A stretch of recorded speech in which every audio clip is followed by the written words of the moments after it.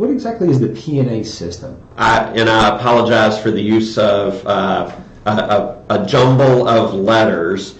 P&A is protection and advocacy. So the P&A system, the national system, is a system funded by Congress to protect and advocate the interests of people with disabilities throughout the country. The very first funding that we received more than 40 years ago was only for people with developmental disabilities and only those who lived in state-run facilities. So think of Partlow 40 years ago. Mm-hmm. The very first $50,000 was essentially for Partlow. Since then, the P&A network has grown substantially in ways that we've described today. And to accommodate a lot of different individuals. Yes.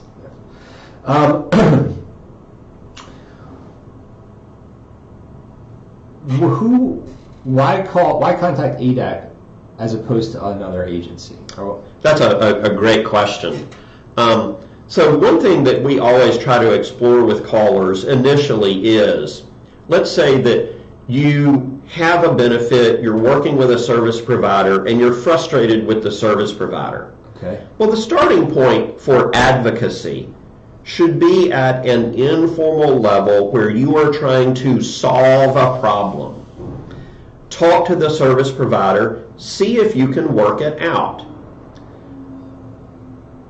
The calls that we get are more challenging arise when repeated efforts to get a service provider to be responsive have not succeeded, or when at a core level an applicant is being told that they're not eligible for a service. So for example, to take a child and an adult example, a parent who thinks their child has a disability and needs special ed supports and services. Many school systems in the state may initially say, your child does not have a disability and does not qualify. So eligibility is a starting point where ADAP may get involved. Another example on the adult side would be if an adult applies for a waiver, a Medicaid waiver for services in the community. Waivers provide services to between 15 and 20,000 people in the state. And once you have a waiver, that waiver is a legal entitlement. It cannot be taken away without due process of law. So if you've applied for a waiver and been told you're not eligible, call ADAP. We will look at that question. So ADAP is not a provider of services. ADAP does not manage case services. We don't do case management. Again, ADAP is a law firm. It's a nonprofit law firm for people with disabilities. The work that we do is through an attorney-client relationship. If you think about it in this context of ADAP's relationship with a service provider, ADAP is going to try to help make sure the person with a disability can get services that the service provider is supposed to deliver. Through those waivers. That's correct. But we are not the service provider itself. Do you get a lot of calls where you say, hey, I'm not happy with my service provider, in just that example, and you have to say, you're not at the point yet where you've done through the steps of contacting your service provider, holding a meeting, a house meeting, whatever that looks like.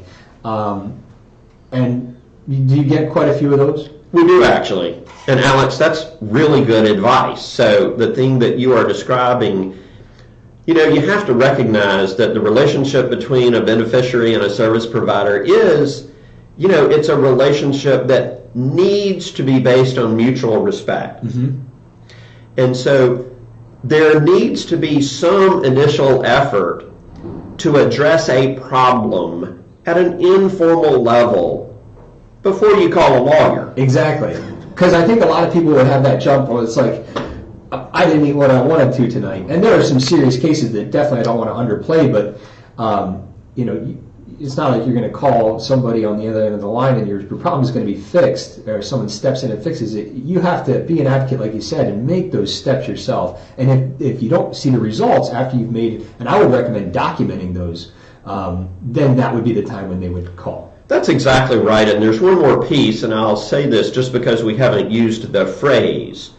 We want to help and support people to be better self-advocates. As hard as we try and as many folks as we have in this office, ADAP is roughly the size of the Department of Mental Health Internal Advocacy Office. So it gives you a sense of roughly 24 people. Mm-hmm. ADAP cannot be all things to all people, and we cannot be everywhere at all times. We very much want to support people to be self-advocates and to be able to obtain the services they need based on their own advocacy. We want to try to support people to do that.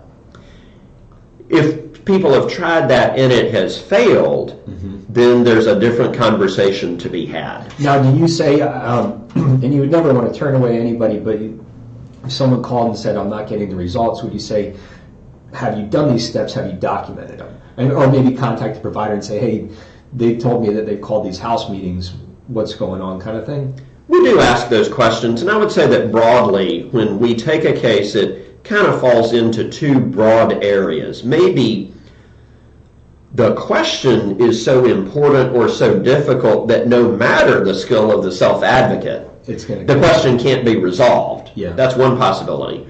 Or, there may be a self-advocate who has a guardian and who, where the caller feels intimidated or feels that the caller just does not have the skills to be able to navigate the challenge. Mm-hmm. So those are two ways that questions get presented to us where we may well need to get involved. Gotcha. And I would, I say the provider reference there because I was a family friend that went to just be there as support for that family for someone that wasn't a provider in the Birmingham area, and the father wasn't happy about some of the living conditions that his son was saying from the home, and it wasn't being resolved after a few. And so he asked that there be another house meeting, and he asked me and my grandfather to come and just be there for support. And there was someone from ADAP there at that meeting. And I thought that it was very powerful. And I think that I've heard after that, I actually ran into the individual that was living in the home at United Ability the other week. And it was like, hey, how's everything going? I haven't seen you in a while. And he's in a new environment, in a different home, under the same provider, but absolutely loving his new situation. I'm excited to hear that. I mean, sometimes ADAP is able to make a phone call or write a letter and get an issue resolved. Or sometimes, if a parent goes back to a school and says, I talked to ADAP and I read a right not a favor, sometimes that gets it resolved. We're fortunate in that we're able to do a lot of our work in that way, to support people to be better self-advocates. Mm-hmm. But that being said, when there's a serious issue that's presented, we would always want to receive the phone call and to have the chance to think through the question and talk through the question with the caller. Mm-hmm.